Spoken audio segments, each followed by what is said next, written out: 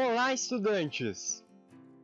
Hoje nós trabalharemos o relato de viagem, algo que está profundamente entrelaçado com a história do país. Vamos ver as características do gênero textual relato de viagem. A história é contada geralmente por uma pessoa real, assim como os fatos relatados, diferenciando de outros tipos de gênero textual. Por isso, esse tipo de gênero é muito importante para a história e é considerado como uma fonte histórica. Conta-se um ou mais episódios significativos. Descrevem-se os lugares e as situações vividas. Fornecem-se indicações precisas de tempo e lugar. O autor expõe seu modo particular de ver e sentir os acontecimentos relatados.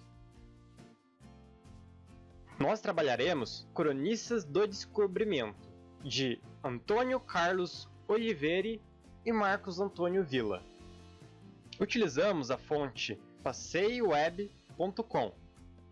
O livro Cronistas do Descobrimento é uma antologia. Ou seja, antologia é quando a obra é um grupo de trabalhos literários, não apenas um. Os autores selecionaram passagens de mais de 12 obras, apresentando um panorama abrangente dos primeiros contatos dos europeus com o território brasileiro e com os povos indígenas, dando-nos oportunidade de conhecer fatos sobre o nascimento do Brasil através da palavra de quem viveu os acontecimentos. Nós vemos a perspectiva dos europeus durante o primeiro contato com as terras brasileiras. Graças a esses registros, nós podemos entender o que passava na cabeça e de como que eles compreenderam todas aquelas novidades que estavam vivenciando. Os textos dos cronistas se parecem com uma grande obra de aventura, que nos surpreende a cada passo, pois, como eu disse, são os primeiros contatos de uma nação nunca vista antes pelos europeus. Um dos elementos mais importantes é a carta de achamento de Pedro Vaz de Caminha, que com certeza você já estudou ou já ouviu falar sobre. Vou ler um trecho dessa carta para vocês.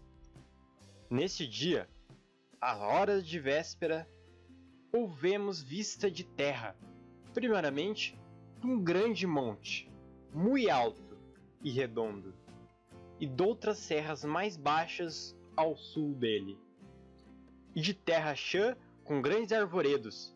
Ao monte alto o capitão pôs nome, o Monte Pascoal, e a terra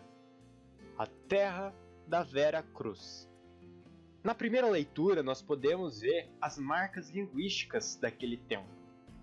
Um português mais arcaico, pois nós estamos falando de mais de 500 anos atrás.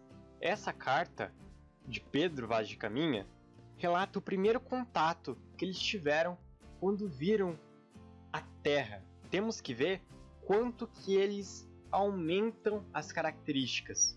Igual ele fala, um grande monte muito alto e redondo, com grandes arvoredos. Essa é uma marca desse gênero.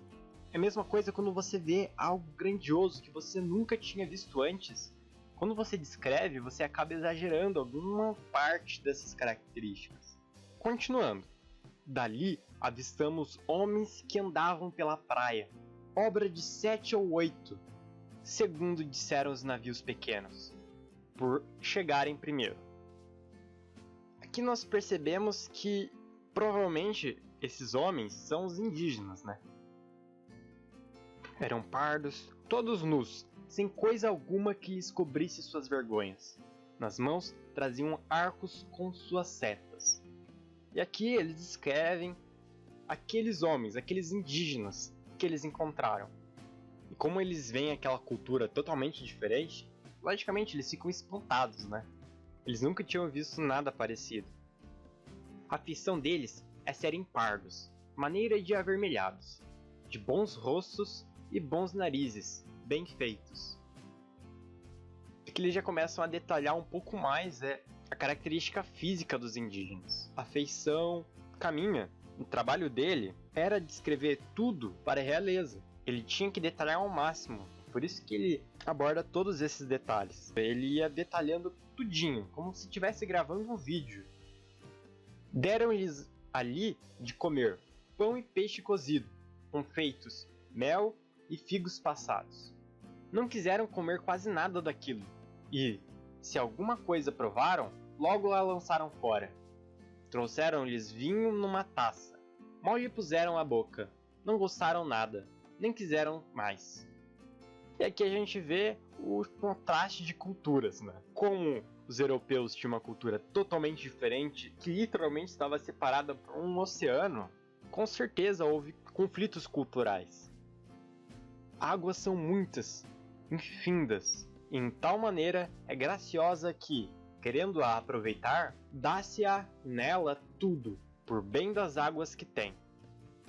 Estão descrevendo melhor aquele primeiro contato com aquela terra desconhecida. E algo que também chamou muita atenção foram as águas, as praias e etc. Lendo esses poucos trechos da carta de Pedro Vaz de Caminha, nós podemos absorver algumas características desse gênero tão importante. Primeiramente, que ele está detalhando o que ele está vendo, utilizando como parâmetros o mundo dele. Também há outros livros do gênero relato de viagem.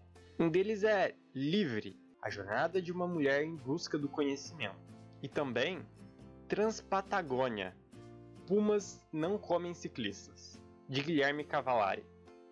Agora que já lemos alguns trechos e já estamos mais familiarizados com esse gênero, vamos trabalhar um pouco mais a linguagem por trás dele. Os verbos e os pronomes são usados predominantemente na primeira pessoa. É a visão de quem está vivenciando aquele momento. Os fatos relatados são apresentados numa sequência cronológica. O tempo verbal, geralmente, é pretérito perfeito do modo indicativo, presente histórico. A possibilidade do relato ser contado no tempo presente, ele tem um efeito de realçar os acontecimentos para que o leitor tenha a impressão de estar observando o acontecimento enquanto é contado, pois desse modo faz o leitor se imergir na história. Voltando à carta de Pedro Vaz de Caminha, essa característica foi importante para quem leu lá da Europa entender e vivenciar melhor os fatos, mesmo não estando lá na hora. O uso excessivo de adjetivos para registrar suas impressões sobre locais, situações, pessoas, etc. Se lembra que eu tinha comentado que tinha muito detalhe? Então, isso é traduzido pelo uso excessivo de adjetivos, descrevendo melhor a situação. A linguagem pode variar entre formal e informal, dependendo do grau de intimidade entre quem relata e o interlocutor ou leitor. No texto que lemos, teve muita formalidade, pois quem iria ler aquele texto seriam a realeza, pessoas muito importantes de Portugal, mas pode sim ter uma linguagem formal. O sentido denotativo e conotativo. Nem sempre uma palavra é usada com seu sentido básico, o denotativo, ou seja, o sentido literal, mas sim, às vezes, pode-se utilizar do conotativo.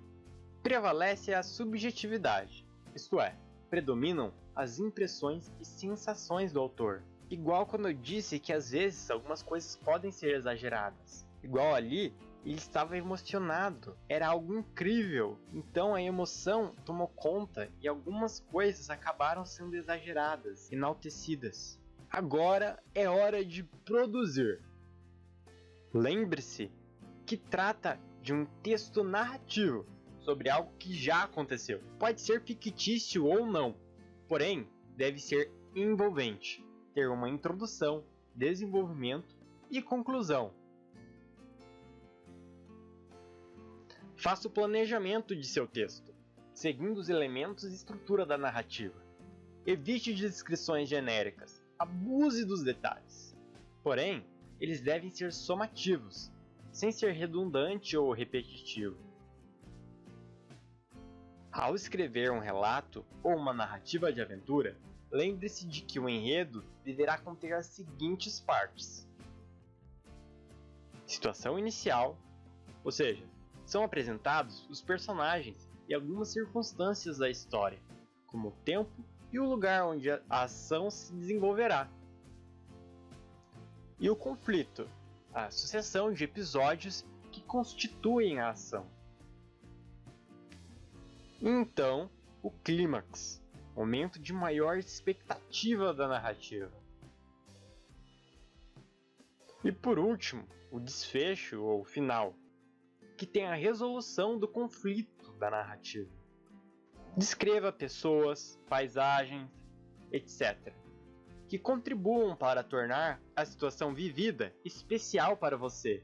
Lembre-se, é importante se expressar, por isso, enfatize os sentimentos e as sensações que esses eventos provocaram em você, a fim de conquistar o seu leitor. E dê um título ao seu texto. Agora, mãos à obra! Realize um relato de viagem realizada por você que tenha acontecido algo bem interessante, ou que tenha marcado pela beleza do lugar. Ou, caso você não tenha viajado ou nada parecido, você pode sim utilizar algo fictício, desde que cumpra todas as características que eu comentei aqui. Faça o planejamento, rascunhe, depois revise e escreva a sua versão final para compartilhar com seu professor, colegas ou redes sociais. E pronto! Esse foi o gênero textual relato de viagem. Não se esqueça de se inscrever, deixar o like, ativar o sininho e acompanhe o canal para mais vídeos como esse. Muito obrigado e até a próxima!